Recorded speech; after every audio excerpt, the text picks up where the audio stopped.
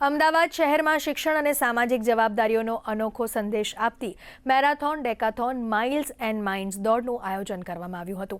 Motera stadium પાસેથી વિસદ circle સુધી યોજાયેલી આ દોડનો મુખ્ય હેતુ સમાજના આર્થિક રીતે નબળા વર્ગના બાળકોને ગુણવત્તાયુક્ત શિક્ષણનો લાભ પહોંચાડવાનો હતો। મેરેથોન દોડમાં વિદ્યાર્થીઓ, પ્રોફેશનલ્સ, પરિવારો અને ફિટનેસ પ્રેમીઓએ મોટી સંખ્યામાં ભાગ લીધો હતો। આ દોડમાં 2 કિલોમીટર, 5 કિલોમીટર અને 10 કિલોમીટરની શ્રેણી રખાઈ હતી। આ પ્રસંગે લાભાર્થી બાળકોને શૈક્ષણિક किट्सનું પણ વિતરણ કરાયું હતું।